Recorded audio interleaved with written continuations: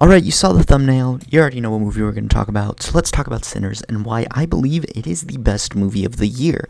Now, on a story aspect, I think this tells a really interesting and compelling story that is a drama about, like, just societal norms and, like, how people view one another. And it's all about, like, it's interesting. I don't want to get into too many details because I do think that this movie is best seen with not knowing much about it. And even like the one off trailer I saw about the movie ruined it for me. And it left me kind of with this like sense of dread the whole way through until it finally happened. In which case I'm like, that was not as big of a thing as I was expecting it to be. Now, one of the things you might very well know of this movie is that it's a vampire movie. If you've seen any trailers or you've heard literally anything about the movie, you know it's a vampire movie. And it's interesting how they use vampire lore in this movie, and I think it works pretty well.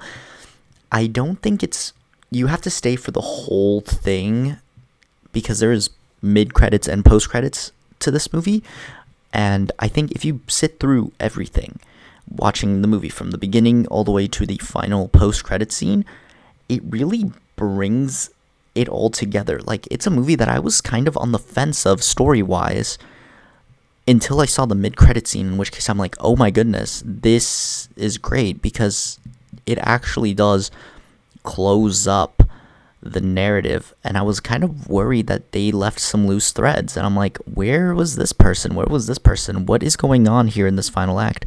And it does get cleaned up at the end, and I really enjoyed that. So I'm going to give the story a hand grenade score because that was impressive.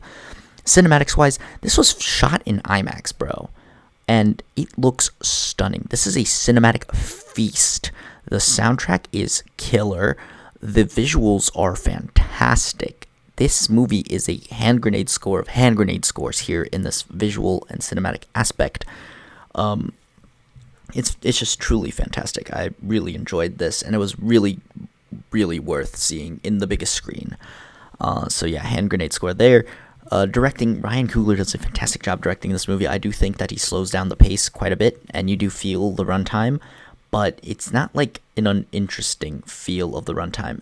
Everyone that I saw this movie with absolutely loved it, and everyone, and I do mean everyone, has put this at the top of their list of the year, which is why I'm comfortable in saying that it is pretty much one of the best movies of the year so far that I have seen, and that my friends have seen, as it is pretty consensus among all of them, and we haven't really had a consensus in a movie since Wallace and Gromit, and even then, not as many people have seen Wallace and Gromit among my group that this one. Like, it was fantastic, and Ryan Coogler's directing is a big part of it. So hand grenade score here for Coogler's directing and fantastic writing, by the way. He wrote the movie too. Fantastic work. I really enjoy it, and I'm gonna look for everything Coogler now, even though I just looked through and I found out that I kind of already been doing that. I've only missed like 2 of his movies that he's directed, and I'm actually kind of shocked by that. So yeah, the guy doesn't miss. And this is, so far from what I've seen, his best movie. But yeah, moving on to the actors. Now, there are a lot of actors in this movie to talk about. One that I saw featured fairly heavily in the marketing is Haley Steinfeld. Don't really know why entirely.